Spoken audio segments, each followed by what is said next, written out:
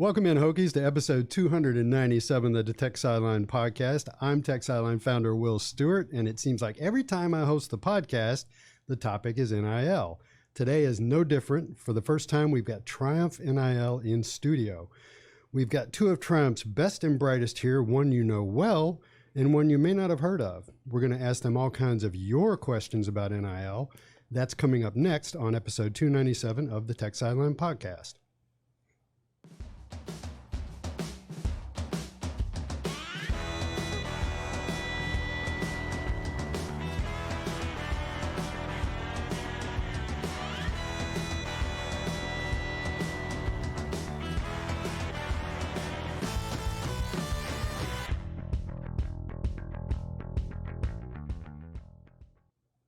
Tech Sideline is presented by First Bank and Trust Company. If you like the Tech Sideline podcast, then without even knowing it, you also like First Bank and Trust Company. Their presenting sponsorship of TSL makes it possible for us to pay the huge salaries of Andy Bitter, Chris Coleman, and David Cunningham, none of whom are here today, by the way. First Bank and Trust Company is the bank that puts you first. Visit www.firstbank.com to learn more. As I said, I'm Will Stewart, and I'm your host today. Producing is the ever-reliable Carter Hill, while his fellow lazy interns take exams or some such excuse. So without further ado, let's introduce our guest, two of the 7 partners in the Triumph NIL organization. To my right, in the red shirt chair, a man who needs no introduction, Virginia Tech legend and a close personal friend of mine, Hokie running back great Kevin Jones, head of Triumph Creative. Welcome in, Kevin. Hey, thanks for having me. And across the way, the real brains behind the Triumph NIL organization, Chief Operating Officer Robyn Jones. Yes, she and Kevin are married, but make no mistake, when you deal with Triumph, Robyn's the one you want to talk to. She spells it with a Y, so don't screw that up. And welcome, Robyn. Thank you for having me. So you are the COO, which is Chief Operating Officer. So here's how I think about CEO of Triumph is Kelly Woolwine. Mm-hmm. Is it true that the CEO tells the company what to do and the COO tells the people who's going to do it, when they're going to do it, and how they're going to do it? Is that what a COO is? I would say the CEO helps to cast vision. Set vision, right? Yeah, cast vision. And then, yes, the COO, I kind of go out there and try to make all that happen. So. Yeah. I learned early on that if I wanted something done to contact me. So I have so much I want to ask you guys, and we've also gotten some great questions from our message board from the fans. So we are going to talk about the recent big news, which is a launch of the Triumph Digital Network and the acquisition of Commonwealth NIL. But first, I want to talk about the beginnings of Triumph NIL because, you know, I've never had a chance to have Triumph people on and talk about this.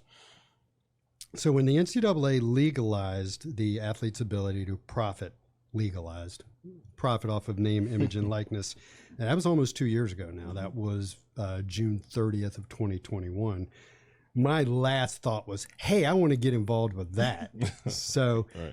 So let's talk about how the two of you got involved with Triumph, and then we'll do the whole kind of Triumph picture as a whole. So I guess the question I want to ask you is, at what moment did you realize you were about to get involved with this, and did you want to get involved with this? When it was too late. It was too late. No, the funny thing about it, just a little back history, is Robyn and I had always talked about doing something in the college athletic space once we left college athletics at Virginia Tech and became entrepreneurs. So when the opportunity came, you know, I think in our minds, we were already kind of like, oh, wow, this is something we might want to do. Brendan Hill reached out to us. Him and Jim Cowan and Joey had talked about doing something in the NIL space.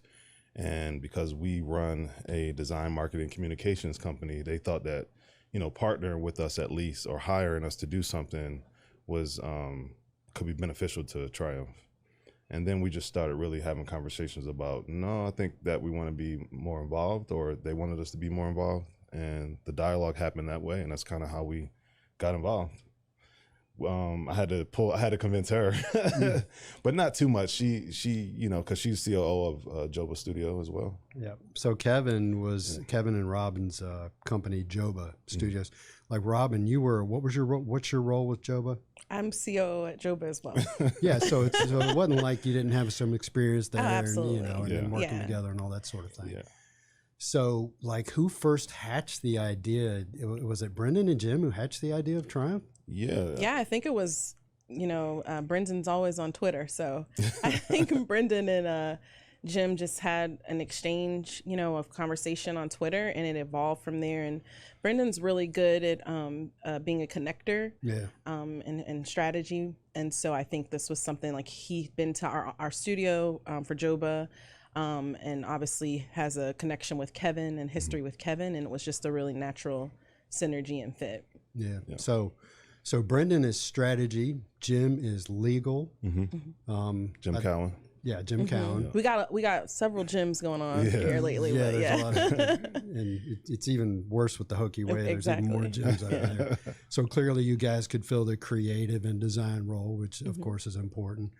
And there's something like, well, I did say there's 7 partners, and then you've got Mitch Gerber who works for you, and then another person whose name I can't recall right now. Doug Hicks. Doug Hicks is your comms and marketing person.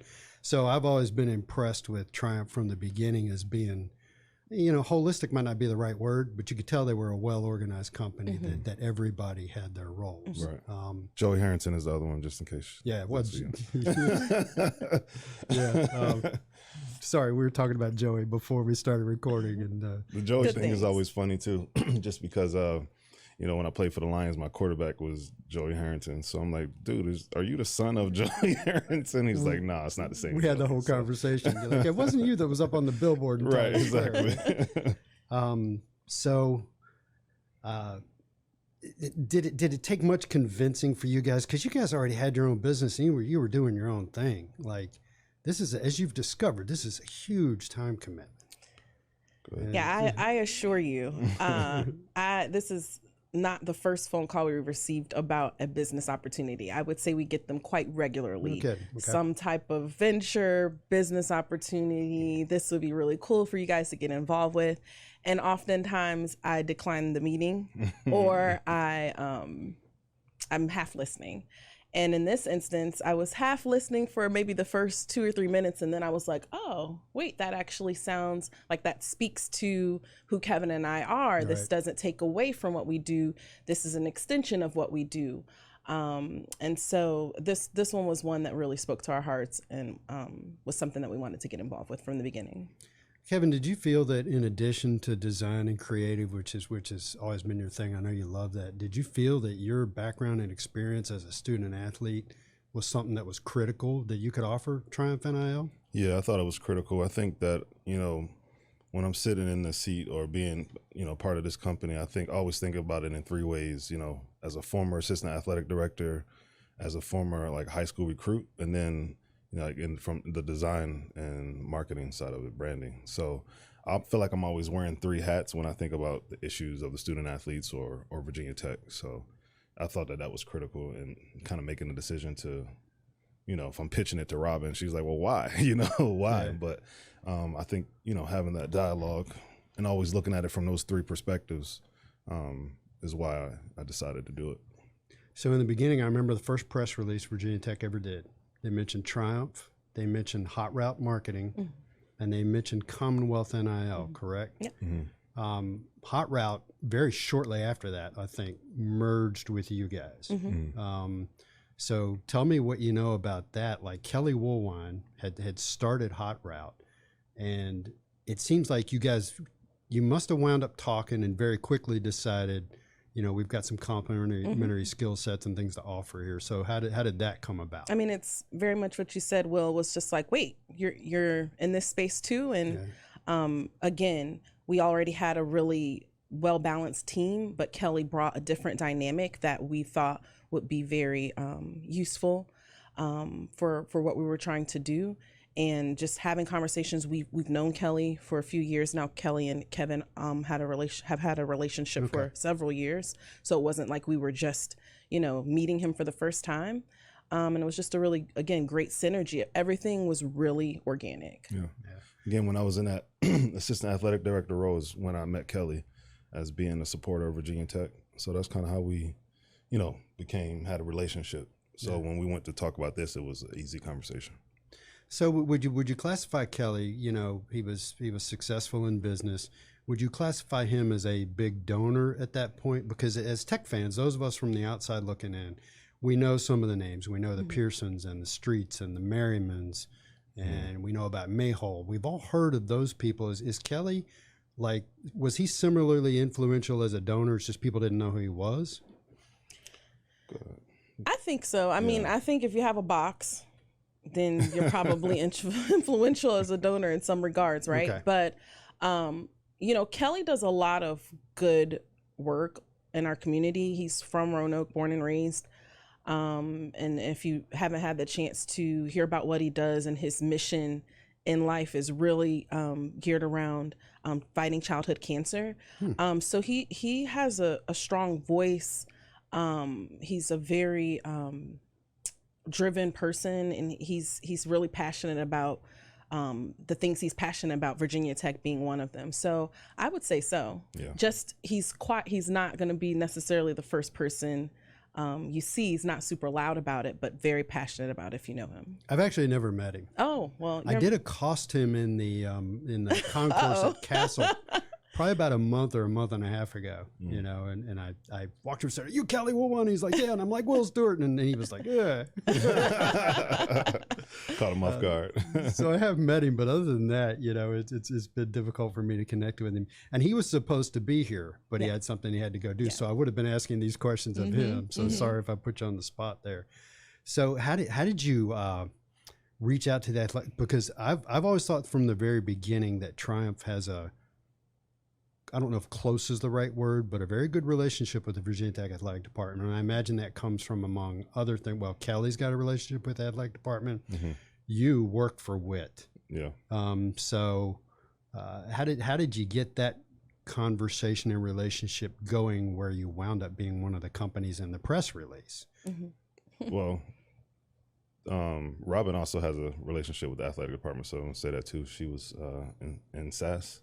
What does that stand for? Student Athlete Academic Support Services. Yeah. So, when we were working there, we were always kind of tag teaming the athletes. Like, are your grades all right? Is your mental health together? Having that dialogue. So again, it's one of the reasons why we thought getting in the space was good. So the relationship with the athletic department was a symbiotic relationship. With the school, with the athletic department. Robyn was also former president. Class president. Right. That's how. And so you guys met when you were at Tech. Yeah. So you've got about 12 degrees and she's got about 8, right? Well, vice versa. Well, for now. Yeah. I'm working on one to finishing that up soon. But your question was about how we reached out. I think it was just, how did we reach out? Like, I don't even remember how we reached out. It's always been really important from us, from the beginning to maintain, build a strong relationship. This isn't something that you can do successfully, and by this I mean navigate this new landscape in isolation. And I think that has been evident given the past 2 years. You saw a lot of organizations pop up and then you saw them go away. So it was very important for us from the very beginning. One of our first meetings was with the athletic department, just to talk about who we were and what we were trying to do, because we knew it was important to build a relationship for a number of reasons, and I'm sure we'll talk about it, but making sure that we're compliant, that we're doing things that put not only the university but the athletic department in the best light, that we're representing the student athletes in the best light. Like, all of that has to be done together, right? And so it's always been very important to us to have a strong relationship. Yeah, so I think what Robyn was saying is, a part of what she was saying is, just to piggyback that a little bit, is there was a meeting, just as like a Zoom call to an introductory to, like, they know us, but they don't know us as Triumph, right? And what we're trying to do in the landscape and for the athletic department. So when we pitched that, it was one of those things where they were like, wow, this is a good team. We like the players that are here. We know some of these people. So it was a comfort level to move forward with. So I've been working on Tech Sideline for 27 years now, and when people talk to me about this business, I'm always quick to tell them there was no master plan. I just kind of figured out things as I went along, you know, and because number one, I'm just not that much of a visionary. Number two, outside forces dictate a lot of things. So Triumph has been around for almost 2 years now. Have you kind of figured out the vision as you went along? And we'll talk about the digital network here soon. Or did you sit around and bake up some ideas 2 years ago, and this is the fulfillment of that? You understand that question? Yeah, I think the answer is a hybrid of that. You know, I think, you know, we wanted to take care of the NIL space for Virginia Tech. You know, make Virginia Tech be one of the premier universities that it is, but in this space, you know, clean up the wild, wild west is what everyone calls it. So I always say that we're the wranglers of the wild, wild west. And be aligned with the university so that they know what we're doing. It's not something that we're just off in a silo trying to make things happen. So transparency was key with that, and compliance. So, but as far as vision goes, you know, there were probably two separate visions. One that Kelly had when he was in Hot Route, and then one that we were baking up in Triumph. And then we tried to bring those two things together. So it's a little bit different than what you were saying, just because we were two companies that came together, and now we had to fall under one vision. So yeah. So Robyn, I've always thought from the outside looking in that what Triumph was doing was very deliberate, and I think there was a lot of fear early on because there were a lot of big headlines early on, and there still are. Yeah. Oh, so-and-so throwing money at all sorts of athletes. We need to do that. But I always felt from the outside looking in that Triumph was just like, we have a plan for what we're doing. It's not going to happen tomorrow. Right. So would you say that's a fair characterization? I'd say that's very fair. I'd say that's fair. We have been very deliberate and very purposeful about a few things. One of them was keeping athletes at the forefront of what we do. Like, we're doing this for the athletes, but making sure that we always do things with quality. We're always saying that quality over quantity. So when there's so many things, people are doing so many things around us, and all these companies are popping up, and let's stay focused. We're going to do quality. We're going to make sure that we're keeping athletes at the forefront of what we're doing, and we're going to make sure that we're the best at it, right? Our goal has always been to be industry leaders at what we're doing. And I think that has always been the goal.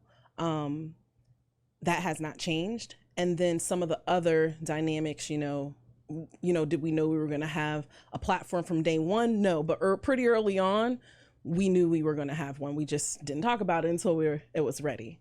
So yeah. And you guys have always been clear from the beginning that you are an agency, you're not a collective. Again, very deliberate, right? Yeah. We've always about that messaging. This is not a collective from day one. We are a sports marketing agency. And because that's where, speaking on Kevin and I, we're coming from a company that does marketing, design, and communications.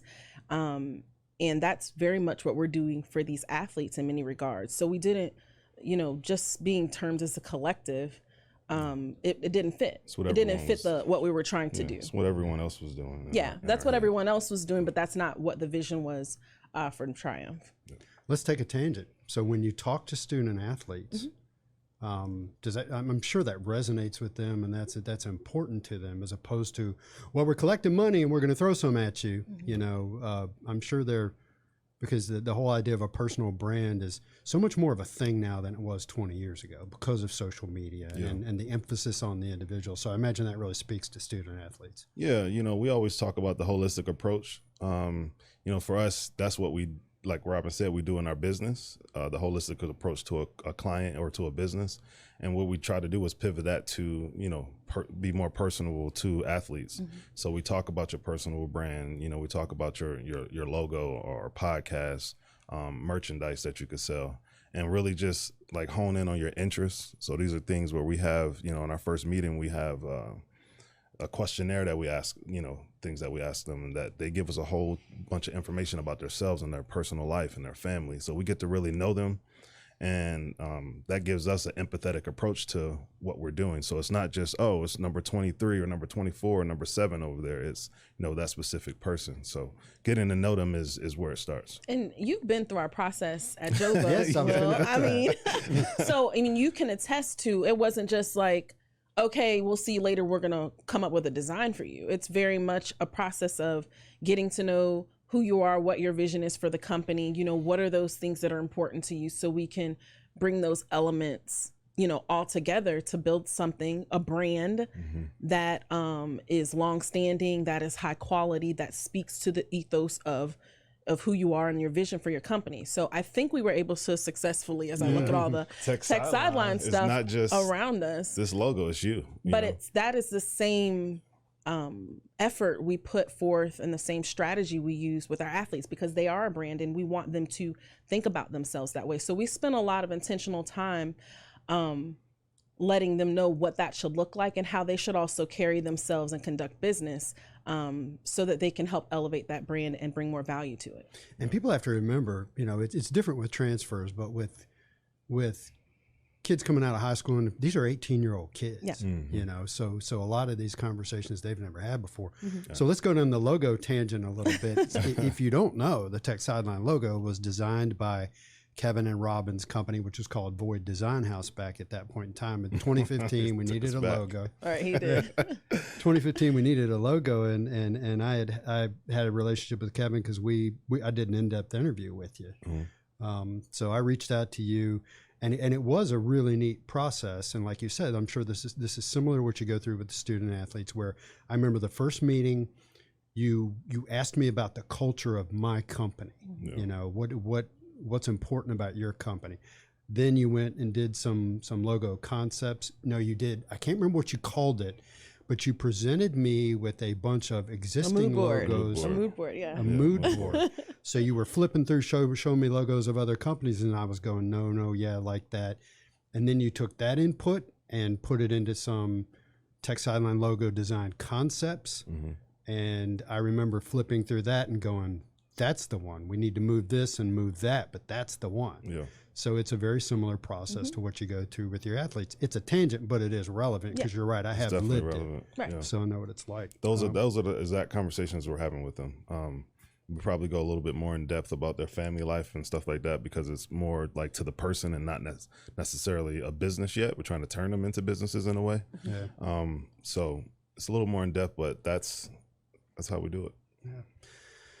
So, you know, time goes by and you work on your stuff, and so let's fast forward to this point in time.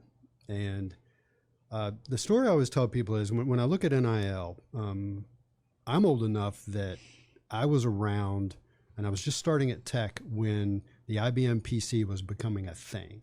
And putting personal You're dating yourself. Well, be careful. 58, folks, 58. So people were just starting to put personal computers in their homes. And what happened back then was you had a ton of companies who were building PCs and selling them. And it was the wild, wild west of building PCs. And eventually it consolidated down into Dell, HP, Compaq, IBM, something like that. So I knew when the NIL space started and it was the wild, wild west that a similar thing would happen. This stuff would work itself out. It started early with Hot Route merging and Kelly becoming the CEO of Triumph. We saw NRV NIL pop up and then cease operations. Commonwealth is one that started right about the same time you guys did, but recently you announced the acquisition of Commonwealth. So now the Virginia Tech NIL space has been cleared. It's Triumph, which is the agency that does the brand management and the logistics of hooking athletes up with NIL opportunities. And then there's the Hokie Way, which has their charitable organization component to it. And we've covered the heck out of that stuff, you know, just Google it and you'll find out about it. So tell me about, you know, the last domino to fall was acquiring Commonwealth. So what can you tell us about that? I know this stuff, a lot of stuff is kind of proprietary and secret, but you know, what can you tell us about that? COO.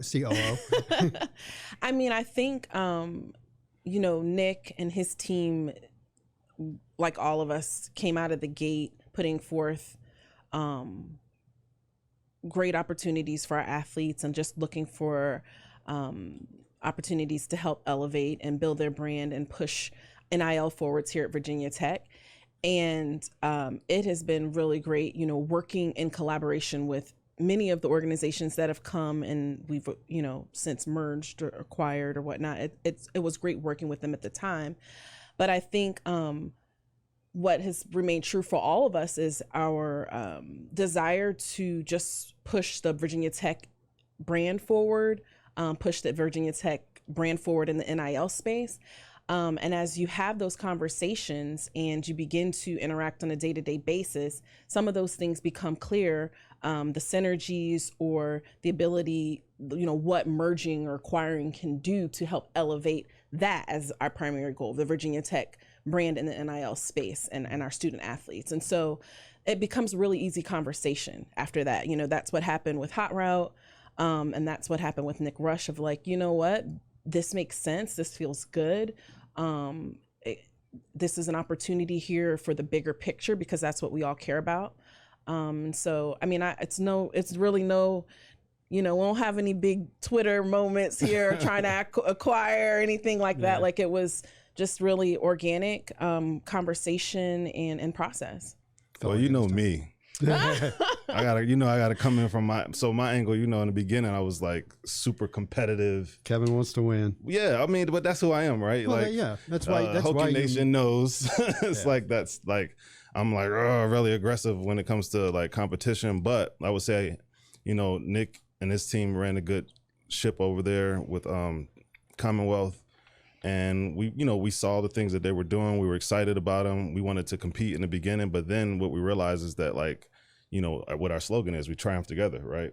So for Virginia Tech, you know, Virginia Tech is the bigger mission. The athletes is the bigger mission. So in the beginning, it's like, oh, everybody wants to like get to this point and be that group. But how we balance each other out is some of the things that Robyn says, like some of the things that, you know, some of my attributes. But like she said, at the end of the day, it's more about, you know, Virginia Tech, the athletic department, the actual athletes, the recruits that see us. You know, that's the bigger mission, is to, you know, triumph together. So nuts and bolts question for you. Did Commonwealth have contracts with athletes that you guys inherited? I mean, that's a very specific question. It's just something I'm curious about. No, not really. It was timing. We timed it up pretty well. Gotcha. So yeah, we're for the most part able to kind of just do new contracts with athletes. All right. So the other big piece of news recently is the launch of the Triumph Digital Network. Mm-hmm.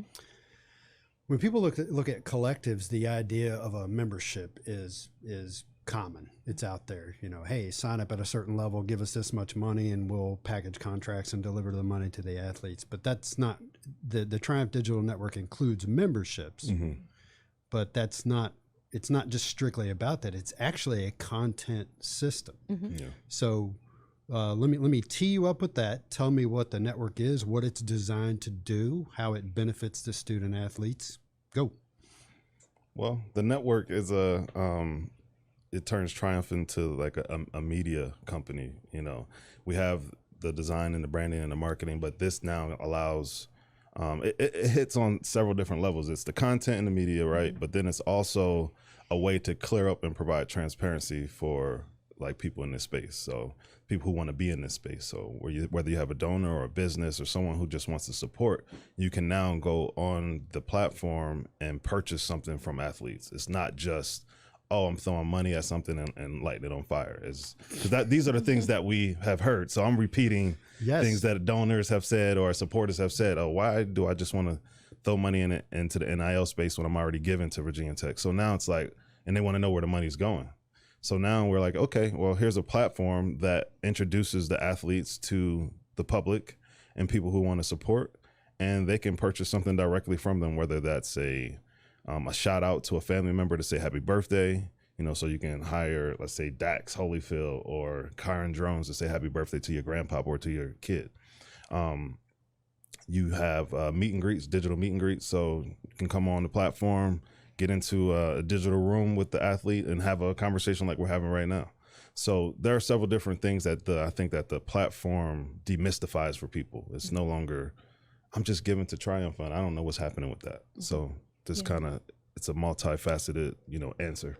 Yeah, we wanted to take that we wanted to create a network or platform Marketplace. a marketplace where not only there was that fan engagement component that you can get, that one-on-one opportunity that you might not normally get, but that there was also that content piece that Kevin talked about. And so, you know, our team, Mitch, you know, works really hard to put together content, exclusive content, videos, the podcast, things that you wouldn't normally see from that athlete. They work really hard to provide that content, puts it together, and then you can access that as well. So what we hope is that we're capturing our fans from many different angles, you know, whether they like that one-on-one meet and greet opportunity, or they're like, they want it all. They want content, Virginia Tech, you know, athlete content all day, every day. We can meet all of those needs at the Triumph Digital Network. So, and I always start off every question or comment with "so." I got to stop doing that. Whose brainchild was this? Do other NIL organizations do this? Like, I haven't done my research and looked around. Is Triumph unique in this, or you know, where the ideas come from, and is anybody else doing it? Great question. I would say this is something that Kevin mentioned to us so early on. We were like, yeah, no, we're so busy with the day to day. Right. It was something that he kind of mentioned early on and initiated and started having the meetings and the conversation with development teams. And for a long time, this was something that was kind of, he was like managing Side off project. a side thing. Interesting. And then as it evolved and it became something that, it just continued to evolve to become something that had legs. And to answer your question, no, there's not anyone else out there doing it the way we're doing it. Like I said, we're kind of bringing together what we think is the best of what's all out there, but at the highest quality. And so, no, I'd like to say we're the first, but welcome to show me someone else who's doing all the things that we're doing on one platform. And the way we're doing it, the quality and the level that we're doing it. Yeah. We thought that, you know, early on that the platform was, like I said, an answer to all of the different things that NIL has, you know, been in a black box about, you know. It's like, you know, when we talked to you, you know, I think you were saying, well, a lot of the fans just want to know about like transparency. Where is it all going? And we'll get into that, yeah. Then you have like businesses who want to support the athletes. Then you have the fans who want to be engaged with the athletes and give on different levels.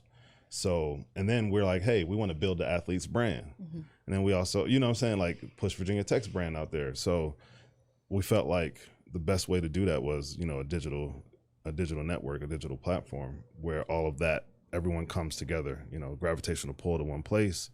And, you know, you create a community that supports each other. This, what do you call it? Ecology, where a circular economy where everything is happening and supporting, and hopefully this is also helps in recruiting, you know, because when you have conversations with, you know, potential athletes about, well, what is the NIL program at Virginia Tech look like? Well, you could say just, hey, go to this platform, check it out, see what, you know, we don't even have to have conversations really. So. Yeah, and so to bring it back around to the discussions you have with athletes, I'm sure you encounter athletes who are like, I've always wanted to have my own podcast. Oh yeah. You know, but I'm sure there are others who are like, I don't want to do that. Right. You know, but we pitch it to them, the ones who don't want to do it, we pitch it to them as a way that enhances your NIL value. Yeah. So if you don't want to be a part of it, then you're kind of saying you don't want people to engage with you or at least not in that way. Not in that way, yeah. That's the beauty of it. There are some of our athletes who've sat here with you, and that's not necessarily their thing. They don't want to do that on a regular basis. There's some of our athletes who have not even had social media. So doing even the platform for them allows them the opportunity where it's in a controlled environment. They don't have to edit. They don't have to worry about quality control. Like, they don't have to worry about all of that. We're helping them to curate and do.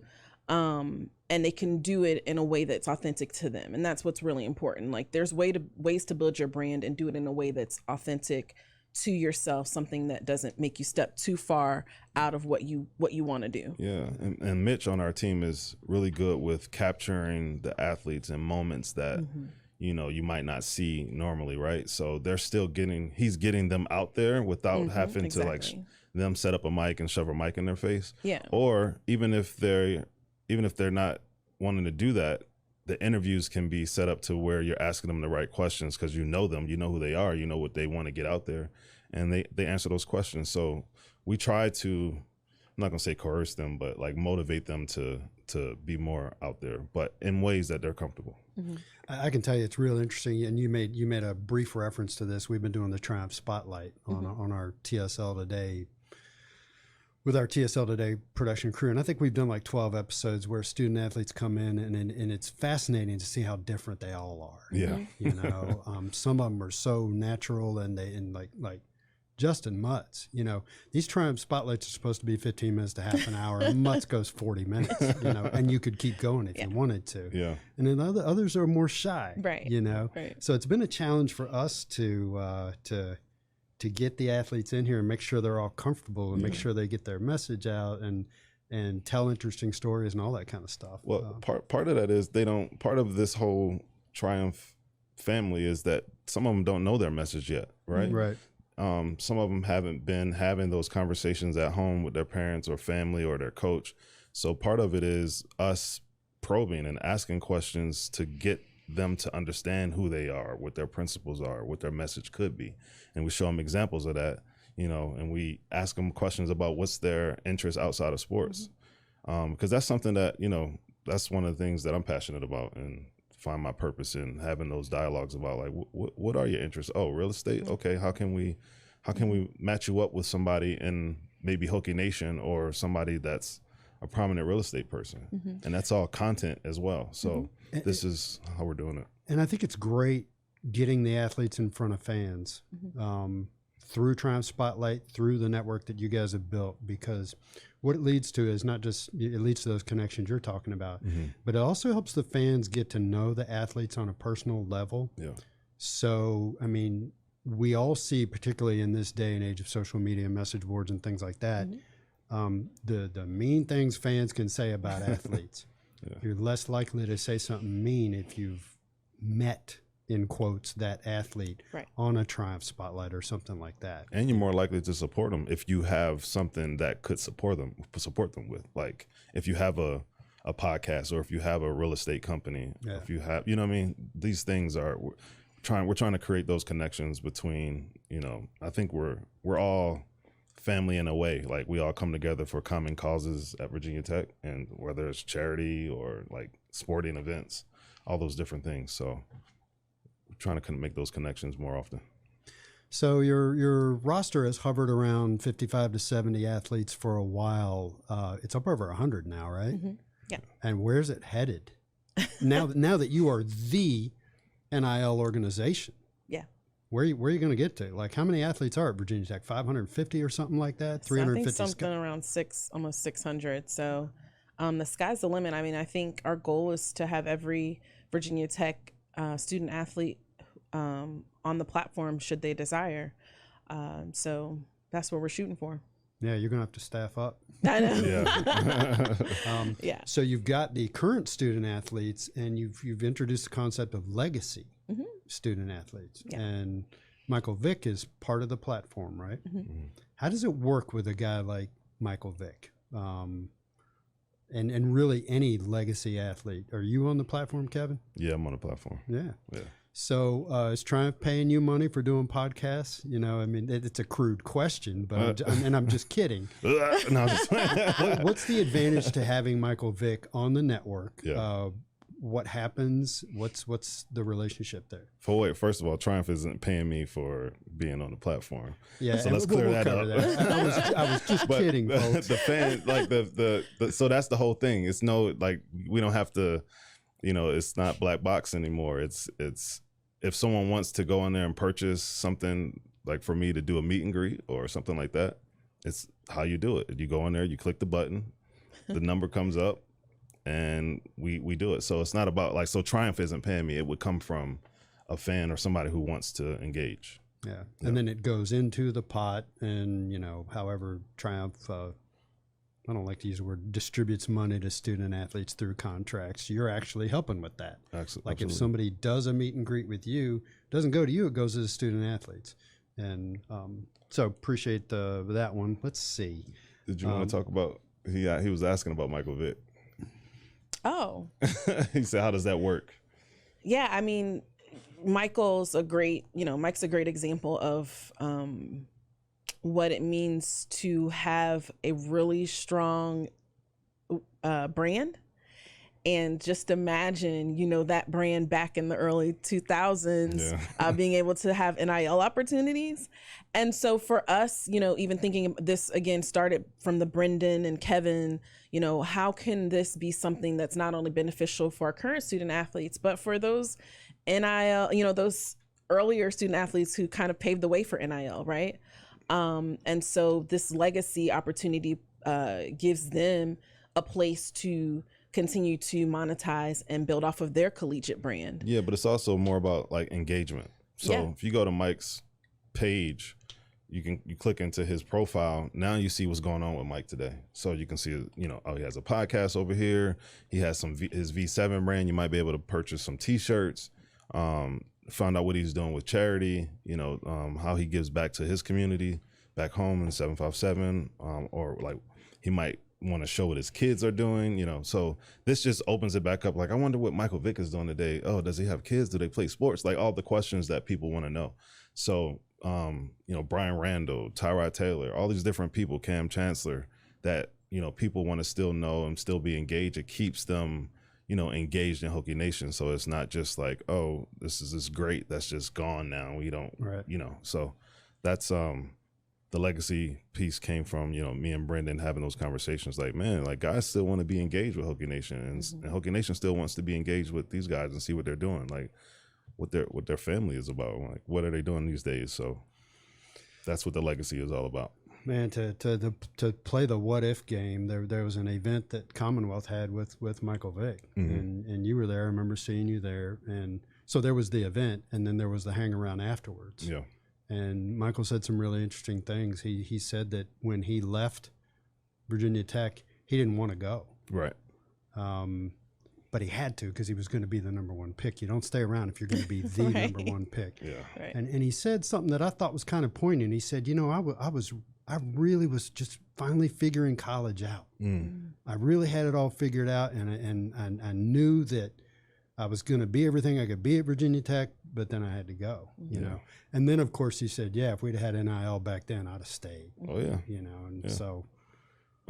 That's and I think a lot of us feel the same way. You know, I feel the same way. I don't think I would have, you know, tried to rush out of here if, you know, if NIL was here, you know. And you see it now in like in women's college basketball where they can, you know, do better in college than they can in the WNBA.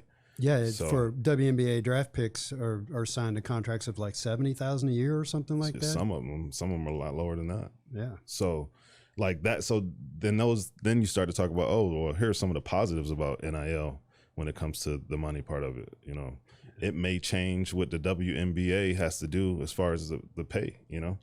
I think that's a side isn't note. that interesting? It's a side note, but if you want the best players to come out of college, you're gonna have to pay more as a league. That's right. Yeah. And right now they're getting away with what they've been doing for a while. So NIL could change that industry as well.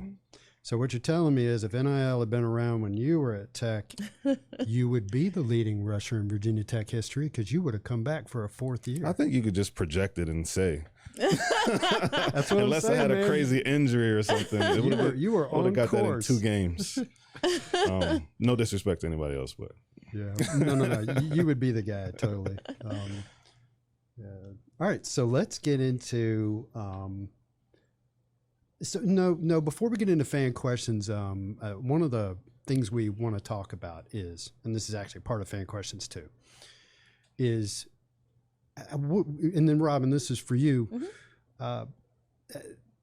Talk about the compliance part of it, because I've read some of the rules about NIL. It sounds really confusing. What are you allowed to do and not do?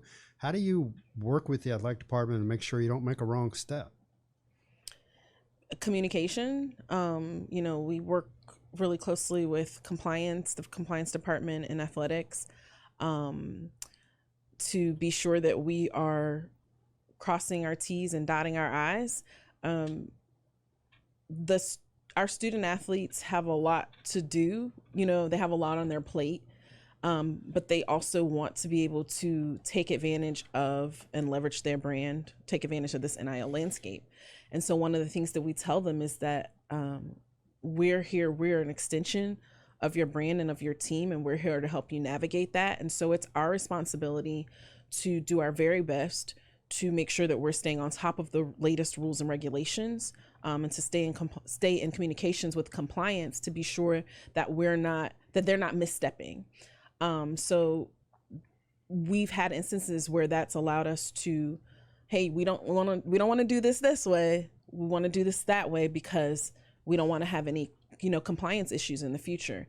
And as we said, this is a new landscape, and everybody's just learning. It's a moving target. It's a little bit of a moving target, and we're learning as we go.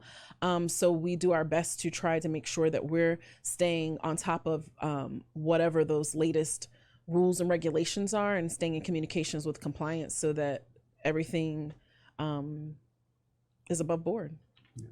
All right, so we were going to drill it down into some of that in more detail when we ask fan questions, which are next.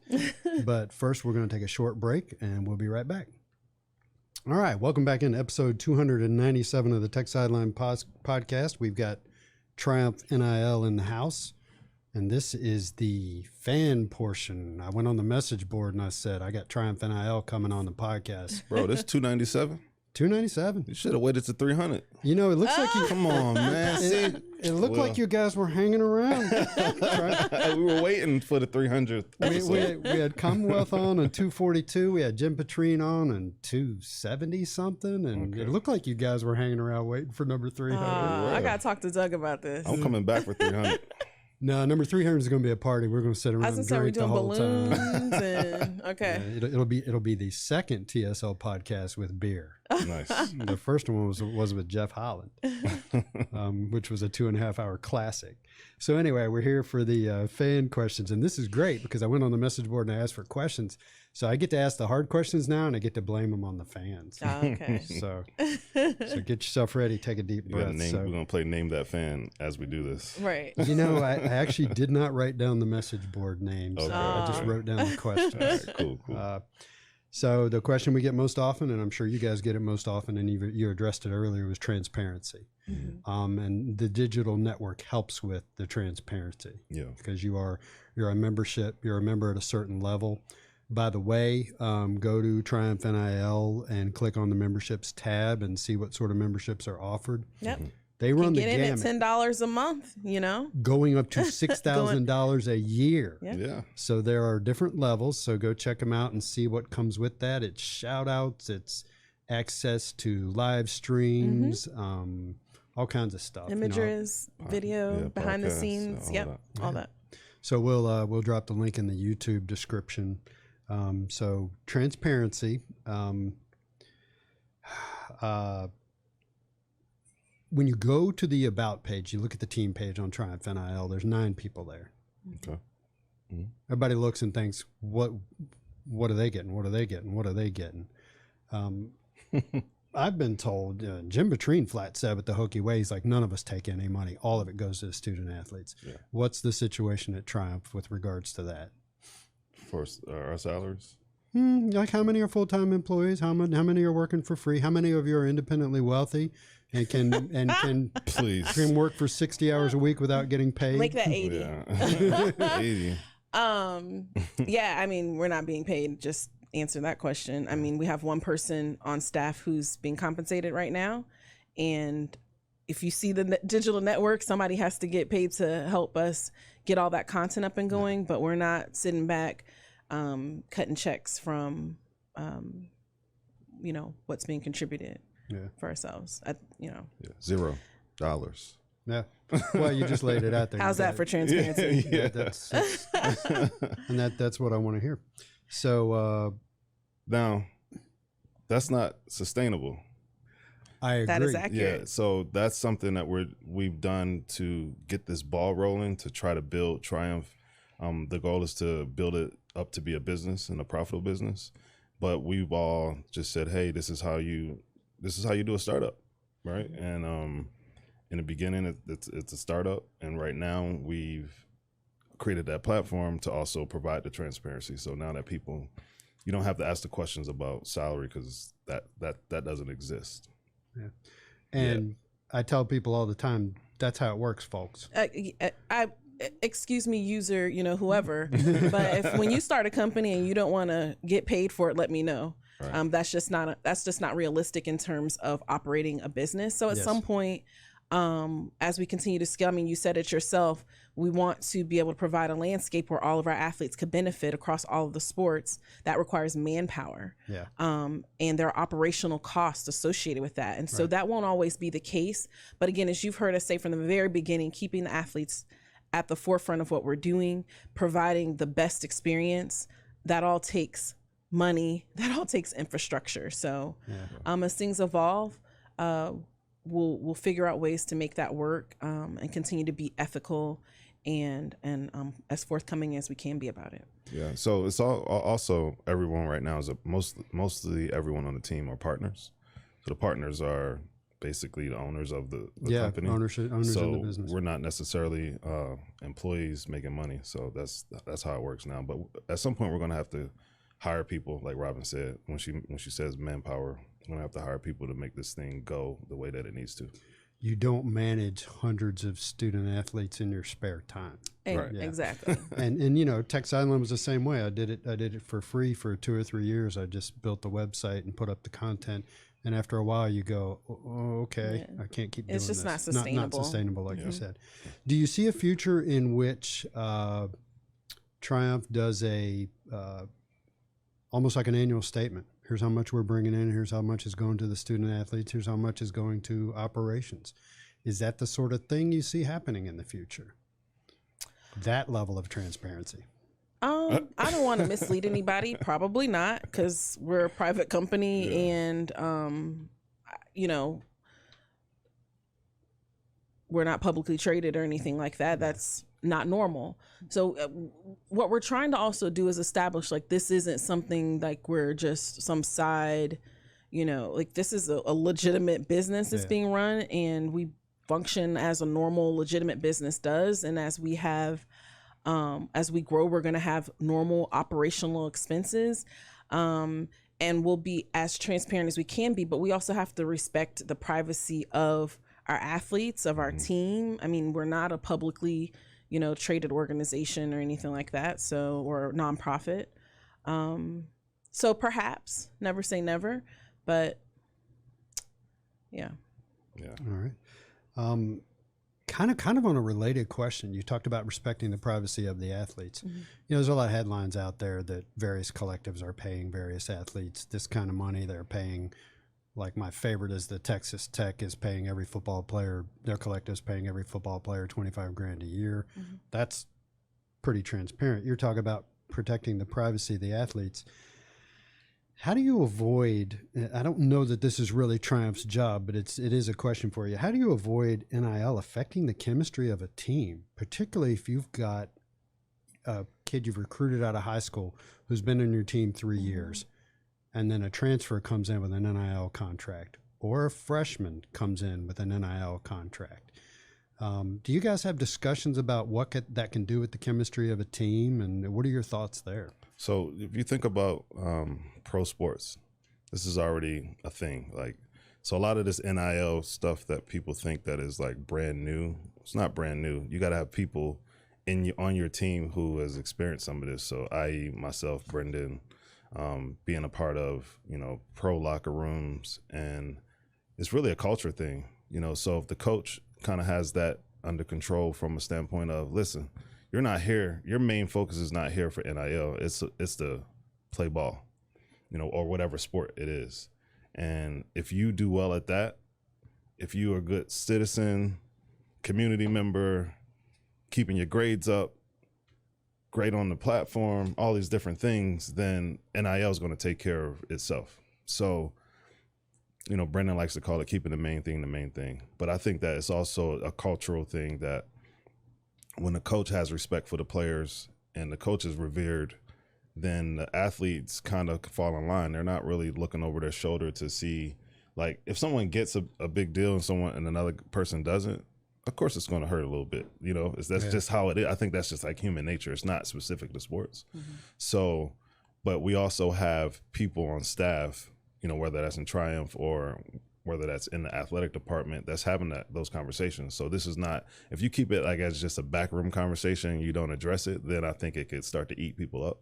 But I think that once you talk about it and you have conversations of, listen, like, this guy's the quarterback, right? The quarterback normally on any level is the person who probably has the most value monetarily or gets the most value monetarily. And that model's been set by the pros. So it's not something we're making up, right? Yeah. So I think it's more of the culture of the team, making sure, and the coaches making sure that everyone feels valued.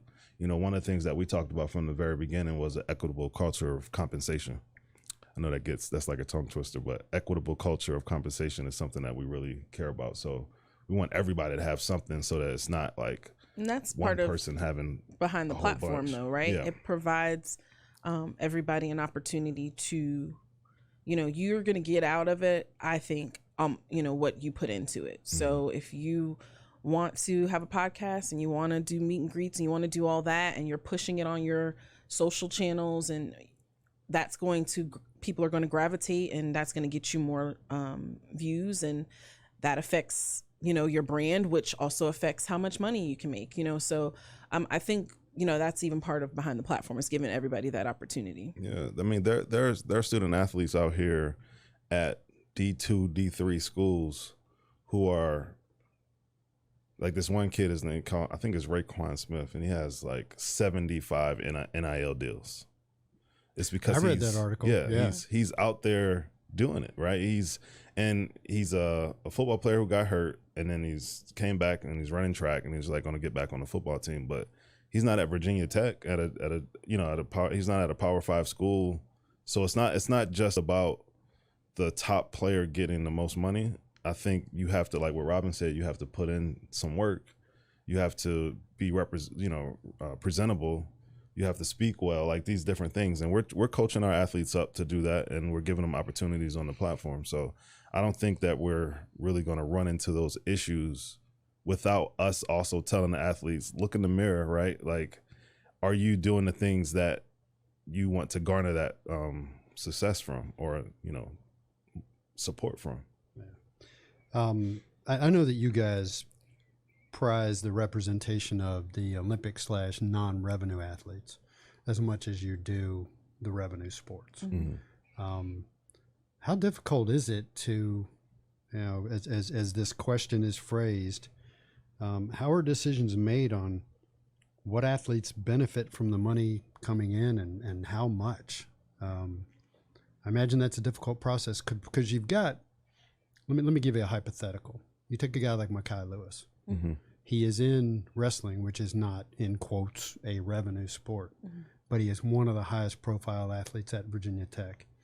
And him returning, he's coming back next year, can mean the difference between Virginia Tech finishing on the podium in wrestling and not finishing on the podium in wrestling. Yeah.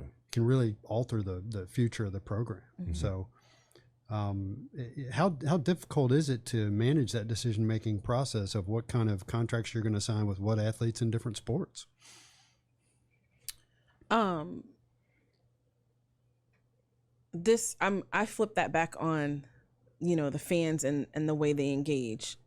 So, you know, if you, again, going back to the platform, if you follow Mekhi, or you find you're interested in what he's doing, you want to keep up with, you go engage in the platform, and then he's able to benefit from that. So some of that is driven from, you know, our fans, the sponsors, and that's what drives that number. It's not some arbitrary number that we come up with in a back room. So again, I'm going to flip that back to the supporters, the fans, the sponsors. In many ways, they drive what that looks like for those individual student athletes. And again, bringing it back to the platform as well, we've just provided another avenue for them to be able to do that in a more frequent, high dose way.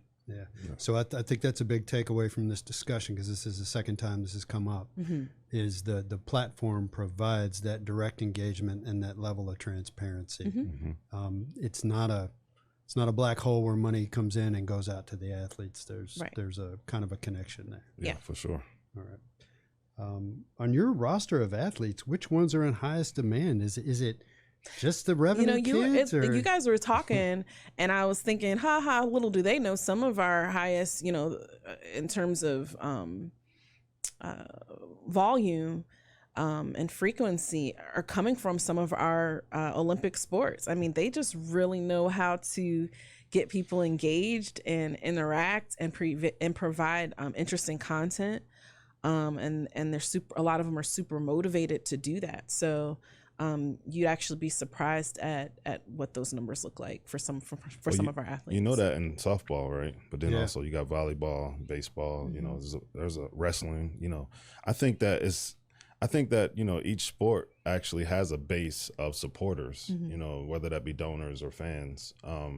And what we try to do is have dialogue with those people to say, hey, look, we know that you support already, but like check this out. Like check out the platform. Look what this athlete is actually doing, outside of his sport, or, because Makai is big in, charitable causes. So I think that the more we, present that and provide exposure for the kids and what they're actually doing and who they are, the more that people will want to be a part of it. So here's a popular question. What's the workaround for some of the popular international athletes like Georgia Amor to receive NIL money? Because is it correct to say that she's on a student visa here and therefore is not allowed to make money? Is it that simple? How do you work around that? Because everybody wants to know, how can we keep Georgia happy? Right. Yeah, I mean, there are ways for you to still show your support. You can certainly buy any of Georgia's merchandise. Now, is Georgia on your roster of athletes? In process? Stay tuned. Stay tuned. So it's challenging with international students, right? And so we are having conversations. Was on a call yesterday with someone in another country about, opportunities for athletes as they're beginning to be home for some of the summer months, and what that might look like for them in their home state. Because, if you think about a Georgia, for example, who has great support here, can you imagine how proud, they are of her back home and how much of a fan base she has there? Yeah. So looking for opportunities for them to, again, benefit from the NIL, but not only here in Blacksburg and in the surrounding areas, but also, across the world. So we're going to figure it out. We have some things that we're cooking up, and like everything else we've done so far, it'll be interesting. It'll be probably first. We're trying to innovate around that space. Because it's not fair. Well, it's a big deal, for the athlete. Honestly, there's laws that are in place, but it's not fair for the athlete to not be able to take in things and take in support like the other athletes in the locker room. Like we talked about the question you asked earlier about athletes not, the amounts of money, the difference that are amounts. But imagine being in a locker room and can't participate in it at all. Yeah, like that's the type of stuff where we get excited about how to come up with something with that. That's because that's a problem. Yeah. So we're trying to figure out how to innovate around that space and actively doing that. And I think we're going to have some positive things come from that. We've got some stuff we're cooking up. Some stuff cooking. Yeah. And it gets that's compliant. That's above board. That benefits those international student athletes. It checks all the boxes. Yeah. And this becomes a much bigger issue when you get down into some of the sports like soccer and tennis and track and field, where the athletes come from. They're coming from everywhere. International sports. Yeah, they are. Yeah. Let's see. How do you determine? And this is all kind of related. How do you determine which athletes you want to add to your roster, and how do you assess the value of an Olympic sport athlete versus a revenue sport athlete? I think we've actually already answered that. Bluntly put, this early on the NIL curve, are the revenue sport athletes favored? And you've sort of answered that, but let's get back to the beginning of it. How do you determine which athletes you want to add to your roster? Is it everybody? Do you want everybody? At this point,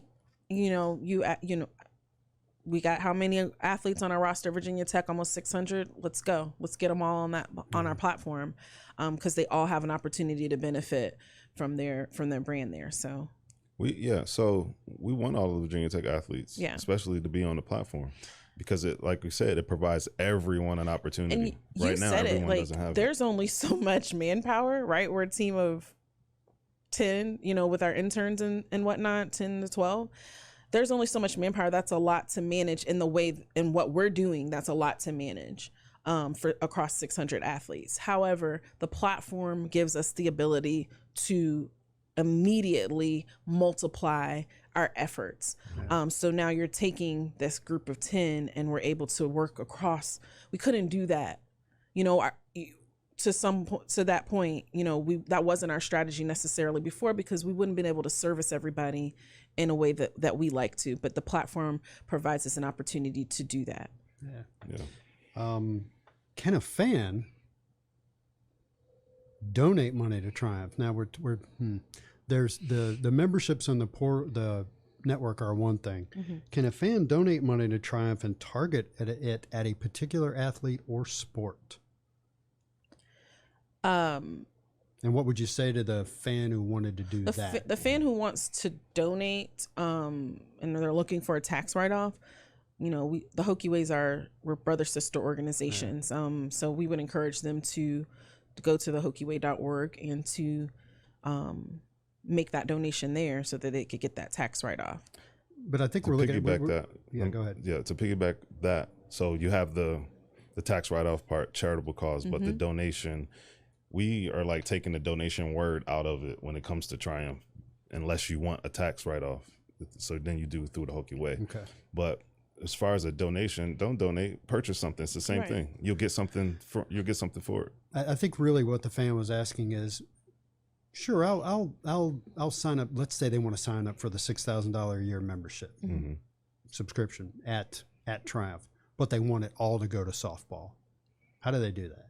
Then we would encourage them to, there's a form on our site, and they could say that's something that they want to do, and we can ideate a cool and innovative way to build a opportunity around that sport at whatever price point they want. I mean, that's what we do well. You've seen that. You can read our media stories when we're good at coming up with strategic sponsorship opportunities and strategic partnerships. And so at that price point, let's do that. So that's a customizable. Let's come up with something custom to do it. So let's say you've got an athlete on your roster, and I think this has actually occurred. You have an agreement with them, I assume a signed contract, and that athlete hits the portal. Not the digital portal you guys have set up, the transfer portal. The transfer portal, yeah. Then what happens? And they actually transfer out. What happens then? Kind of depends on when they're transferring. It just depends on what opportunities they have, already in place. So if they have a sponsorship opportunity already in place, and that sponsorship opportunity is there's no breach of contract or something that's prohibiting them from fulfilling their obligations, then we can to some extent proceed with business as usual, or we go back to the sponsor and we make changes and adjustments to make sure that those that contract is met and fulfilled. But in some cases, if that's not something that can be done, then we have to revisit that. If a student athlete transfers out, do they stay on the Triumph Digital Network, and do opportunities to interact with them still exist there, even though they might be at another school? Because there are fans that really like athletes and might still want to follow them when they go to the other school. Have you encountered that yet? We have not yet encountered that while on the platform. And I think it would be something that we would visit on a case-by-case basis. So some athletes who go in the portal may not want to be on the, they may be like, I'm out. Yeah. And then some, I could think of an example. that may still want to do that. And I think that would be something we would do on a case-by-case basis. Yeah, some Virginia Tech athletes have asked us to still, be a part of their lives, basically, because it's not, we're not the athletic department, right? We're the NIL sports agency that's representing athletes, right? So we're not throwing guys and girls away. Like when they decide, if they decide this is not the best place for them, we're still going to be engaged if they want to be engaged. But if not, we're going to focus on Virginia Tech athletes. So, we're not into throwing people away is basically what I'm getting at. Like once you become a part of Hokie Nation, then you're a part of Hokie Nation. So an opportunity to sell. With so many demands being made on a fan's wallet, why should they contribute to NIL? What's the hook/motivation? I mean, I know what it is, but I'll let you guys answer that. Go ahead. I touched on this a little bit earlier. I think we have done our best to try to provide something that meets a good range of whether that's just, you want that one-time engagement or you're looking for you want to see content all the time. I think that we've done our best to try to develop something that provides you with that opportunity. So, why not, Yeah, I think the other piece is from a fan or supporter standpoint. If you want to see these young men and women thrive in their lives and be able to support them on not, hey, I'm just at the game to watch you run up and down the court or run up the field way, but more of like a holistically as a person, then I think like this NIL space gives you an opportunity to, it's something that I also I try to sell to the parents and the athletes who think about coming here. It's like, listen, like NIL is not trivial. It could be a nest egg for you and your family when you leave college, because most of these athletes aren't going professional. They're going professional in something, but not in their sport. And they've been spending and investing all this money and resources since they were, some of them 10 years old, 8 years old. So all of their money, all of, track shoes, basketball shoes, going on trips to perform at AAU, all this stuff that you've been investing all this time to get to finally, hopefully Virginia Tech. Now you get to the end of that and maybe you don't make it, right? And now you have to figure out, well, what am I doing next? And in the midst of that time, you don't really have any money because you dumped it all into the sport that you've been investing in your life. So I think that is a great opportunity for people to look at athletes as like more than an athlete and can help them go from one phase to the next in their lives. So it's not just about. Yeah, Mitch does a great job of when he's talking to the athletes of like, you're an athlete and what? Right. For Kevin, he's an athlete and a designer. Yeah. And so we ask our athletes that all the time. And this gives the Hokie Nation opportunity to help them with that and what piece. So another question fans wanted us to ask, and I don't even really know. Wait, hold up, Will. Let me push this back on you because you said you already knew the answer, but I'm pretty sure you didn't. What's the answer, Will? I'm pretty sure you wasn't thinking like the exact same thing I was just thinking. No, I'm actually thinking something different. That, and I've said this on podcasts before, that I think some fans get discouraged by the differences in payouts from the larger conferences, SEC and Big Ten, and the enormous television contracts and the huge staffs that are at programs at other schools, and they think, oh, what can I do as a fan to like, it's hopeless. And I've made the case that no, it's not hopeless. Here's basically a direct pipeline where you can have a positive influence on Virginia Tech athletics by supporting NIL to a high degree. That's one area where you as a fan can level the playing field. So your response was very specific to the student athlete. Right. My response is specific to the fans' ability to help build the program and make it more successful. If you have a more competitive NIL program, then it makes you more likely to be attractive to the high school student athletes you're recruiting and the transfers you'd like to get out of the transfer portal. You can have better talent on your team, and better talent leads to more wins. Absolutely. So that's my pitch. And I think it's, that's a great answer, and I would guarantee you that if Kelly was sitting here, that's what he would have said. Mm-hmm. You know, and that's how, and I think that's why we have such a great team. Like our role is like, we think more about the student athletes. Obviously Virginia Tech, for us, that's obvious, but that's like one of Kelly's messages that he likes to talk about, positive influence, and how can we get Virginia Tech athletics to be the preeminent place where people want to go and ultimately win championships. And I think obviously that's what we're kind of here to do, but I'm also wanting to build the person up and build the student athletes up at the same time.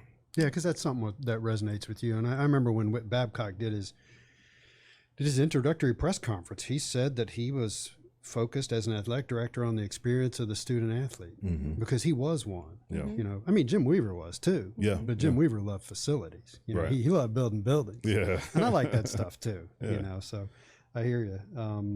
So let's see. And here's the question that it is a difficult question to ask.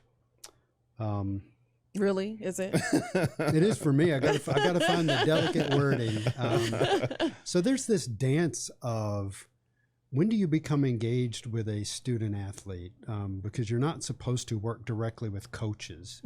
You know, hey, we're trying to get this kid out of the portal, make him a pitch. Right. That's against the rules. How do you manage finding out which student athletes to communicate with, whether they're high school or portal? How does that process unfold? You're not allowed to, as an NIL organization, tell a high school recruit, yeah, if you come here, you can make $200,000 a year. We'll hook you up. Right. But there are ways to impart to a transfer portal athlete or a high school recruit the value of Virginia Tech's NIL operation. What can you say about how that's done? I'm laughing on the inside because Robyn grabs her water to take a swig, so that it's my answer. No. No, I'm happy. I mean, we've had these conversations again with compliance, and we have open communication in terms of how we can navigate that. That's a topic we want to know too, right? They're encouraged to reach out to us if they have questions about what the NIL landscape looks like here, what type of opportunities we put together, what type of partnerships and ability to help them build their brand that are available here at Virginia Tech. So we're allowed to have those conversations when they reach out to us, and that's what we do. Yeah. So in the case, let's take a transfer portal athlete. Is the way it would unfold? Coaching staff's interested in Kyron Drones, for instance. He's just hit the transfer portal down there at Baylor.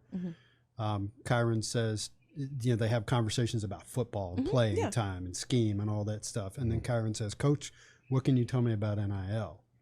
And Coach says, hands up, talk to Triumph. Yeah, Coach says, let me give you contact of somebody who can talk to you more about what the NIL landscape looks here at Virginia Tech. And and that's what we do. We talk about the landscape, about, what, examples of what players have gotten in the past. And that's all within, that's all in bounds. Yeah. So. And it's easy, if you're keeping up with NIL at Virginia Tech, it's easy to see what we've been doing. We're not having to, we can talk to it and they can see what we've been doing. So it's become easier conversations. But now the platform, though, you can point someone, hey, so you want to know how we do it? Here you go. Check it out. Yeah. That was one of the other reasons why we, launched the platform, because it gives us that we don't need to be in the gray area about this and having conversations and checking out, what I'm saying, making sure everything's compliant. Obviously we do that, but I'm saying it takes some pressure off of us to point somebody to the platform and say, hey, look, if you are here, then maybe you want to do a podcast. Maybe, you get revenue from these 5-6 things that are on the platform. And if you keep up with it, just like when we talk to our current athletes, we give them an example of what it could be. But here's a tangible thing, and it's not us just lip service. Right. All right. So let's close with this. I already know the answer to this too. Lastly, how can fans contribute to what Triumph NIL is doing or be a part of what's going on? For as low as $10 per month, you can subscribe at triumphnil.com. How's that? Good. She's good. No, I mean, that's just, that's a great start. If you're just trying to figure it out, you can do a monthly plan and see if you like what we're doing and see the content that's being put out there. There's nothing for you to lose. You lose $10, right? That's what I always tell people about a tech sideline subscription. Yeah, exactly. There you go. I mean, I think that's where we got it from. We'll give you your 1 month back if you don't like it. Exactly. I mean, there's gonna be something on there that you like to see, and you can do that you could do an annual plan or you could do a monthly plan, and you could start at $10, and there's plans that go up to $100, $250 a month, and you get more for your money. You're getting more as you scale up. So it's really what your comfort level is, but you have nothing to lose. $10, try it out. Hey, let me add something. So there was an interview I did on my podcast called NIL Now. And it's a weekly podcast. And there was a guy who talked about, he was a mortgage company owner. I hadn't even told you this one yet. Okay. He's I love learning stuff on the spot. Go ahead. Sometimes you do. She's like, why'd you say that? But he owns a mortgage company, and he hired some student athletes from said university in the gymnastics field or the gymnastics sport, and they went to a booth. They went to his booth at some type of conference. So he's a mortgage company, and the people that were in the audience were all realtors. So his whole thing was, hey, I spent, I don't know, a few $100s. I mean, I don't know, it was $400, $500. Got the booth, had people that were there. And his whole thing was, from a marketing standpoint, people will remember him because he had the gymnasts of the school at his booth. So he looked at NIL in a totally different way, and that I thought was genius, because it's like everyone who wants to get an NIL thinks that it's this $5,000, $20,000 deal, when the athletes want something, right? They want to be recognized for what they do, and they also, $200 or $300 or $400, whatever that number is, like they can have a nice date on Friday night. You know what I mean? Like, right. It doesn't have to be so complicated, the NIL thing. So I think part of this is educating the fan base and also the businesses that it doesn't have to. We don't have to make it a big deal unless you want to make it a bigger deal and support at a higher level. You can, but you can also support at a lower level, which is like $100 or whatever. It's a good point, because I've had this conversation now for over a year with sponsors of like, they're like, the hesitancy at first, and how do we? And I'm like, you treat this just like you treat any other sponsorship, or marketing opportunity. And then they're like, oh, and next thing you know, they're like, I mean, they get it. It's quite simple. It's new. It's gets them additional, fresh attention and eyes. And now as we're going into, year 2 and 3, our sponsors are starting to carve out budgets for this, right? So it's not like, how do I do this now? If they have ideas, they're carving out budgets and they're setting it aside because they see the value. Right. Well, speaking to business owners, one of the more interesting things I can't remember who said it to me, but they were like, if you look at the roster of Triumph student athletes, collectively, their social media reach is enormous.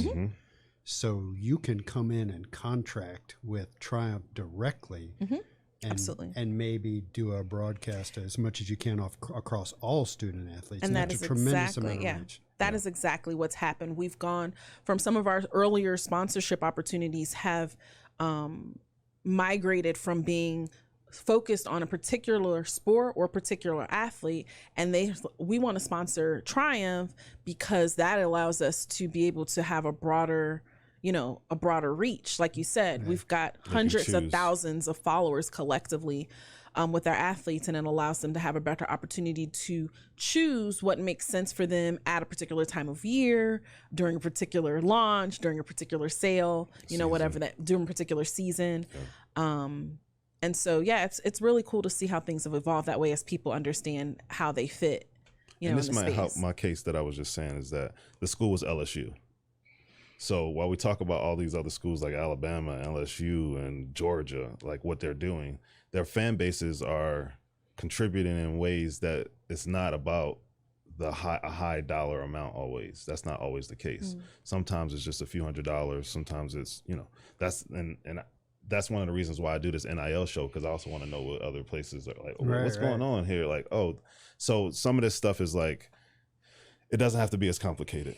If you want to support at whatever level that you can, because like you said, it's gonna help the overall mission. I think that's a good time to close. I could ask you if there's anything more you want to say, but I think you just said that was it. So I appreciate you guys coming in. I want to say thank you for having us.